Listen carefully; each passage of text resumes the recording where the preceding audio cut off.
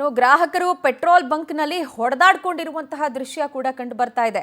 ಎಷ್ಟು ಅತಿರೇಕಕ್ಕೆ ಹೋಗ್ತಿದೆ ಇದು ಪೆಟ್ರೋಲ್ ಮತ್ತು ಡೀಸೆಲ್ನ ಅಲಭ್ಯತೆ, ಗ್ಯಾಸ್ ಕ್ರೈಸಿಸ್ ಅನ್ನೋದಕ್ಕೆ ಇದೊಂದು ಉದಾಹರಣೆ. ಪೆಟ್ರೋಲ್ ಸಿಗುತ್ತೋ ಇಲ್ವೋ ಅನ್ನುವ ಆತಂಕದ ಹಿನ್ನೆಲೆಯಲ್ಲಿ ಜನ ಪೆಟ್ರೋಲ್ ಬಂಕಿಗೆ ಮುಗಿ ಬೀಳ್ತಿದ್ದಾರೆ. ಖರೀದಿ ಮಾಡೋಕೆ ನಾ ಮುಂದು ತಾ ಮುಂದು ಅಂತ ಜಿದ್ದಿಗೆ ಬಿದ್ದವರಂಗೆ, ಕಾಂಪಿಟೇಷನ್ಗೆ ಬಿಟ್ಟವರಂಗೆ ವರ್ತಿಸ್ತಾ ಇದ್ದಾರೆ. ಇದರ ಎಫೆಕ್ಟು ನೂಕು ನುಗ್ಲು, ತಳ್ಳಾಟ, ಜಗಳ, ಬಡದಾಟ. ಇದೇ ರೀತಿಯ ಘಟನೆಗಳಲ್ಲಿ ಇಬ್ಬರು ಬಲಿಯಾಗಿದ್ದಾರೆ ಅನ್ನುವಂಥ ವರದಿ ಕೂಡ ಇದೆ.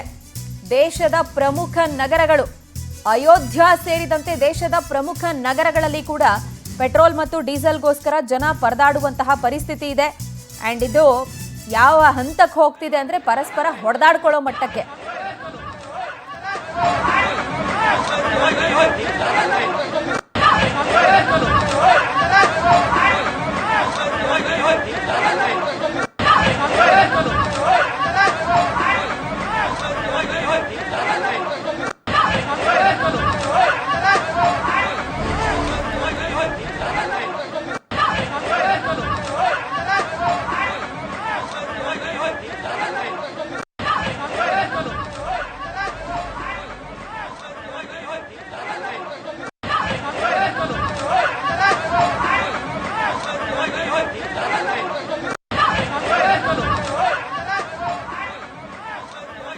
ನೋಡಿ, ಪೆಟ್ರೋಲ್ ಅಭಾವ ಎಷ್ಟರ ಮಟ್ಟಿಗಿದೆ ಅಂತ ಹೇಳಿದ್ರೆ ಜನ ಬಂಕ್ಗೆ ಮುಗಿ ಬೀಳ್ತಾ ಇದ್ದಾರೆ. ಅದ್ರ ಎಫೆಕ್ಟು ಯಾವ ರೀತಿ ಅಂತ ಹೇಳಿದ್ರೆ, ಈ ಒಂದೇ ಸರಿ ಇಷ್ಟು ಕ್ರೌಡ್ ಬಂದಂಥ ಸಂದರ್ಭ ಅಲ್ಲಿನ ಸಿಬ್ಬಂದಿಗೆ ಕೂಡ ಮ್ಯಾನೇಜ್ ಮಾಡೋದಕ್ಕಾಗೋದಿಲ್ಲ.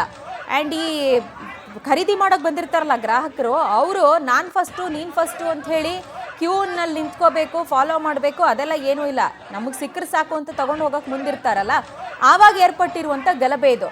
ಪೆಟ್ರೋಲ್ ಬಂಕ್ನಲ್ಲೇ ಗ್ರಾಹಕರು ಯಾವ ಮಟ್ಟಕ್ಕೆ ಹೊಡೆದಾಡ್ಕೊಳ್ತಿದ್ದಾರೆ ಅನ್ನೋದನ್ನು ಗಮನಿಸಬಹುದು.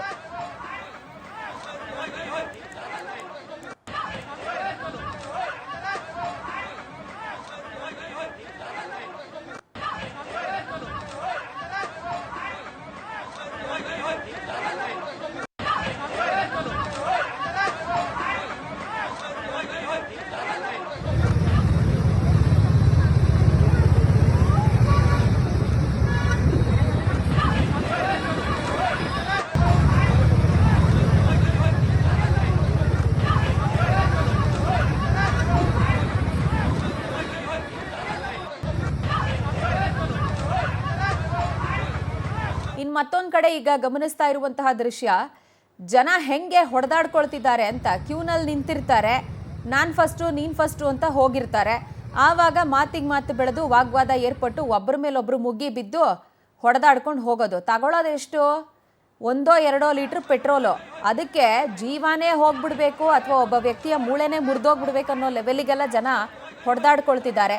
ಕೃತಕ ಅಭಾವ ಸೃಷ್ಟಿಯಾಗಿದೆ ಅನ್ನೋ ಮಾತುಗಳು ಕೂಡ ಕೇಳಿ ಬರ್ತಾ ಇದೆ. ಬಟ್ ಇದೆಲ್ಲದರ ನೇರವಾದಂಥ ಇಂಪ್ಯಾಕ್ಟು ಗ್ರಾಹಕರ ಮೇಲೆ ಆಗ್ತಾ ಇರೋದು. ಹೊಡೆದಾಡ್ಕೊಳ್ಳೋ ಮಟ್ಟಕ್ಕೇನೆ ಜನ ಇಳಿತಿದ್ದಾರೆ ಪೆಟ್ರೋಲ್ ಡೀಸೆಲ್ ಖರೀದಿ ವಿಚಾರದಲ್ಲಿ ಅಂತ ಹೇಳಿದ್ರೆ ನಿಜಕ್ಕೂ ಬೇಸರದ ಸಂಗತಿ. ಯಾವಾಗ ಈ ಪರಿಸ್ಥಿತಿ ಎಲ್ಲ ತಿಳಿಗೊಳ್ಳುತ್ತೆ ಅಂತ ಹೇಳಿ ಕಾತುರದ ಕಣ್ಣುಗಳಿಂದ ಕಾಯಬೇಕಾಗಿದೆ.